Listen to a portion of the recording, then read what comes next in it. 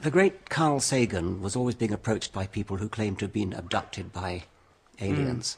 And he made a rather telling point that if he were ever abducted by an alien, he would immediately, since they obviously are brilliant mathematicians and physicists, or they couldn't possibly have got here in their spaceships, he would ask them scientific questions, or he'd ask them, please prove Fermat's last theorem, or the Goldbach conjecture. But not a bit of it. The only thing the aliens ever talk about is things like, we must be good to each other, and things like that, which is totally unoriginal. And it occurred to me that if I were to listen to a medium calling spirits of the dead, wouldn't you, I mean, if you're talking to a dead person via a medium, wouldn't you ask them things like, well, what's it like being dead? Do you eat? Do you sleep? Do you sort of have parties? Do you, what's God like? All those sorts of questions. But it's never that. It's, oh, well, tell him I miss him. The dog misses him. It's always so incredibly banal and unimaginative. And also, they tend not to go anywhere either. I mean, when you listen to the demonstrations in a spiritualist church, it really is just about what they believe they're doing is supplying proof. So they're telling you that you've got a box of old photographs in a cupboard, and that you have got a scar on your left knee from something when you were young, or that you had this or that accident, and telling you these things to just sort of constantly supply proof. They never really go anywhere. There's never any sort of real advice involved, which maybe in a way is a saving grace, that you're not telling people to go away and behave in a certain way, but I don't think excuse it at any level. But yes, it is mind-numbingly banal. And also, you'd think if they really were able to give all this information, they'd at least be able to sort of say their names clearly, as opposed to just sort of giving letters here and there, or being vague about whether the name refers to themselves or the person in the, it's... Yes. Yeah. Just talking about the illogicality behind so many of these systems, and tarot cards, which are obviously very, very popular, the deck is mixed and you choose a number of cards that's sort of laid out, and then your fortune and fate is read from them. Of course, the interesting conundrum there is that if you did the same thing 5 minutes later, you'd pick out very different cards. So presumably your fate and the reading would be necessarily very different. If it's relying on those cards, 5 minutes later it would be completely different. And when they've been questioned about this, the answer is, oh, well, that's because your fate changes from minute to minute. But then you have to think, well, so presumably to get a tarot reading, you'd have to constantly be having a tarot reading over and over again in order to know what the accurate situation is, if it constantly changes from minute to minute. Does that make any sense? I thought they claimed that the act of shuffling was somehow guided by the spirits, so that the right 5 cards come to the top of the pack. That's true, but the right 5 cards... if I'm a tarot reader and we shuffle and the 5 cards come out, and those are the 5 cards that dictate your fate, that's great. And if you went away at that point, that's fine. I've told you your fate, and I've told you everything about yourself and your past, present, and future. But if you said let's do it again, yeah. If you said great, can we just do that one more time? Would you not expect the same cards to come out because it's fixed? It's a good question. And if there are other ones, then wouldn't we, but they say, well, it's because your fate constantly changes. Each time you deal the cards out, your fate changes from minute to minute. So the only answer for you is you'd have to consistently go back. Yes. When would you stop? When would you have the correct one? I don't understand that at all. Yes. One of the psychics that did tarot cards for me shuffled the cards. Did she shuffle them? I can't remember whether I shuffled them or whether she shuffled them. But I asked the question, but how do the spirits actually influence the position of the cards? And that was the point where she gave up. It was a different one. She gave up at that point because I was being... You're blocking the energy, I was being too inquisitive. I was being too sceptical. And so that brought the thing to a halt. I had the same thing with the palmist. She started talking about it, and I was trying to be interested, and I sort of was interested. I never had it done before. And I said, so what is the link between your personality and your future, and so on? What's the theory behind how that actually gets into the hand? I thought that would be an interesting answer. Same thing, blocking the energy, end of session. Yeah. Yeah, I think from psychics to spiritualists to palm readers to graphologists to astrologists, the expert in question is either just simply deluded and naive, or they're using a skill called cold reading, which is a way of communicating information to somebody where it sounds like they know everything about you, and they can reveal facts seemingly about your life and describe your character in a way that you'd be amazed by. Whereas in fact it's a linguistic trick, or a set of linguistic tricks, where they're saying words and you're constantly supplying the meaning yourself, but it can be very convincing. Barnum statements are part of the toolkit of the cold-reading psychic, named after the showman P.T. Barnum, who famously said that he had something for everyone, and they are statements which apply to everyone, although they'll always sound very specific to the individual. You know, pretty much everybody's had some creative pursuit at some point that they've left behind them, and if I point that out to you, you know, it might sound very insightful, but really it could just apply to anybody. It would certainly work for me. Me too. Hey. Do you think that people are ever actually positively damaged psychologically by attending seances with mediums? I think there are certainly rare cases, maybe not that rare, of people who get quite addicted to it. You know, if you've lost someone that's very dear to you, it's an ugly situation where you know, if you get addicted to a charlatan or a number of charlatans on stage, if you go to every medium show you can because you want to reconnect with someone you've lost, I think that's damaging. I think I remember reading. No, this was told me by a friend of a woman who'd been to a rally given by Doris Stokes, who was a famous medium a little while ago. And what Stokes' people would do is they'd go to a new town and they'd have any number of letters coming in from people desperately wanting Doris to get in touch with someone they'd lost. So Stokes is turning up with, she's got all the information, she doesn't have to really do any cold reading at all. It's called hot reading. It's known as when you know the information up front. But what they'd also do is they'll go through the papers and find any stories of, you know, accidents or where people have been lost. And this woman got a phone call from Stokes' people saying, we know that you've, Doris has, she's got a message for your son. You've lost a son in an accident, is that right? She said yes. It had been in the papers. It was quite a well-publicised thing. Well, she'd like to give you a message from her son, from your son. So would you come to the rally? And this woman, well, she can't just give me this message on the phone. Well, no, she'd really like you to come to the rally where the spirits are. Okay, so this woman turns up, and they also said to her on the phone, would you wear like a red top or just something so she knows to identify you, so she knows where you are? We've got you a really nice seat near the front. So this woman turned up, a bit sort of bemused by the whole thing, but thinking, okay.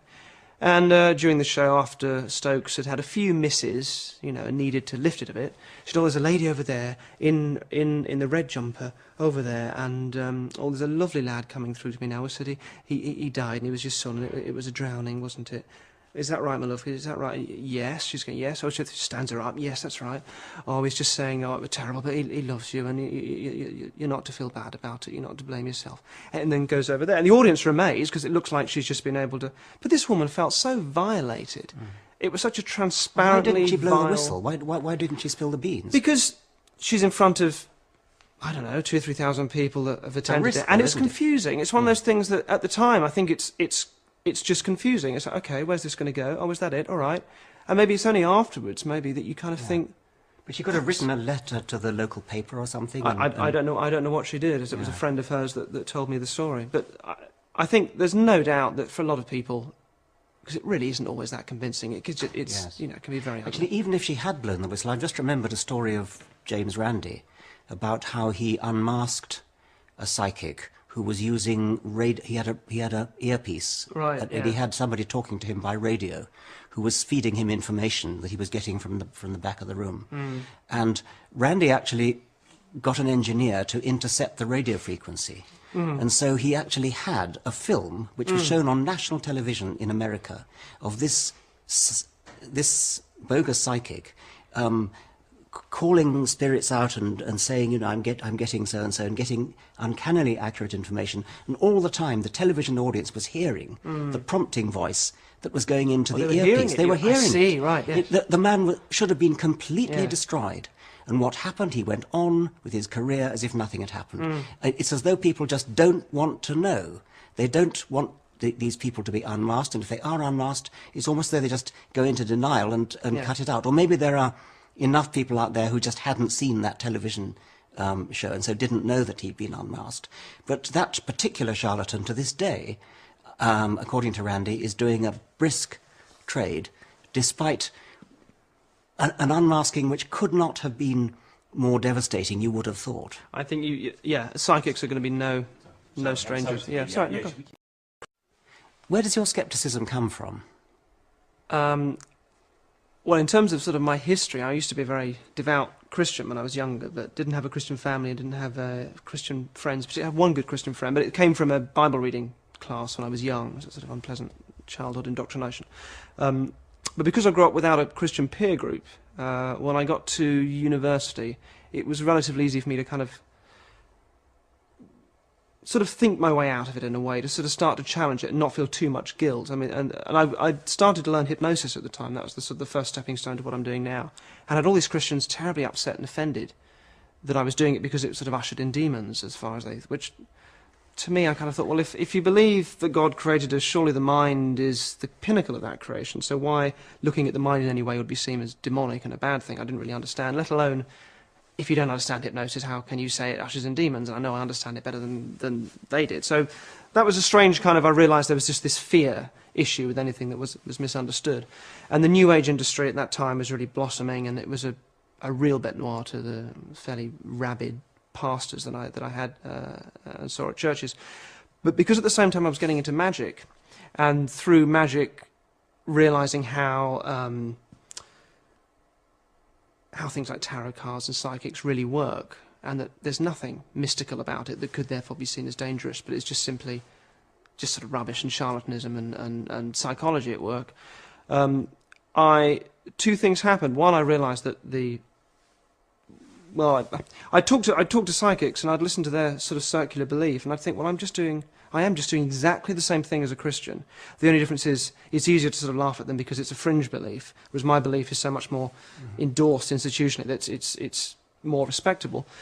But I thought, well, I'm just being a hypocrite, so I started to read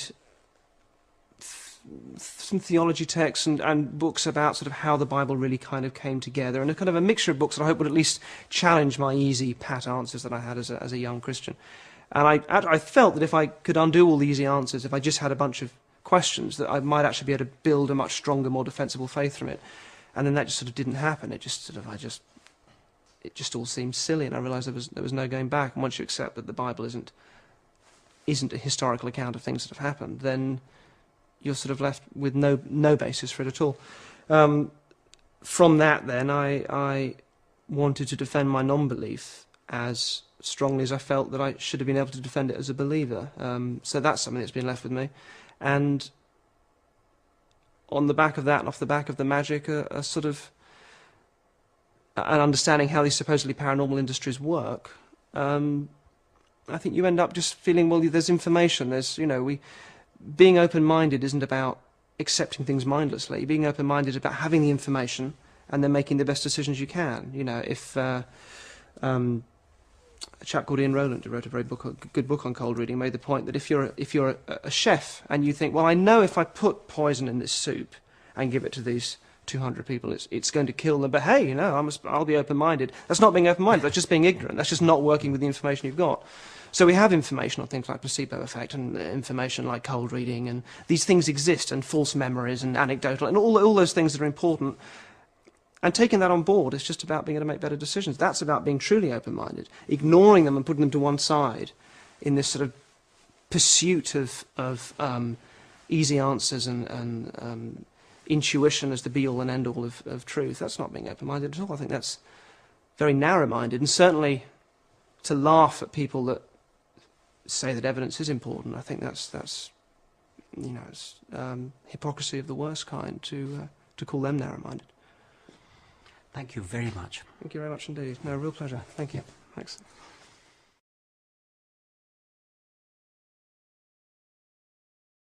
The person themselves or the person in the, it's... Yes. Yeah.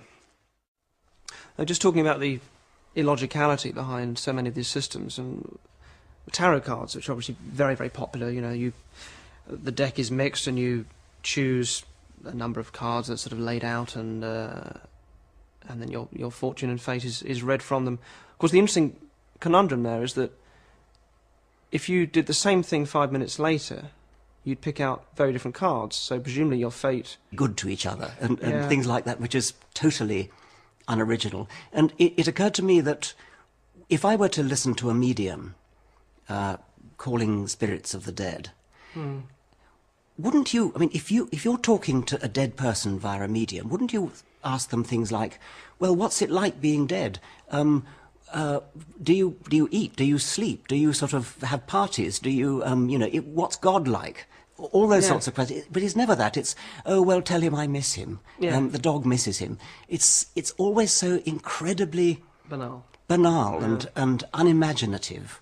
And also, they tend not to go anywhere either. I mean, when you listen to the demonstrations in a spiritualist church, it really is just about what they believe they're doing is supplying proof.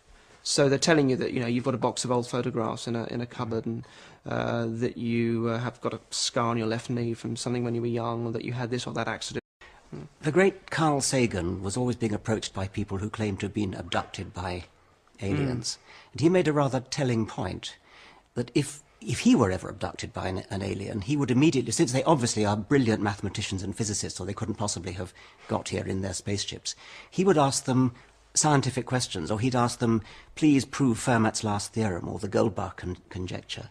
But not a bit of it. The only thing the aliens ever talk about is things like, we must be... And, telling you these things to just sort of constantly supply proof. They never really go anywhere. There's never any sort of real advice involved, which maybe in a way is a saving grace, that, you're not telling people to go away and behave in a certain way, but I don't don't excuse it at any level. But yes, it is mind-numbingly banal. And also you'd think if they really were able to give all this information, they'd at least be able to sort of say their names clearly, as opposed to just sort of giving letters here and there, or being vague about whether the name refers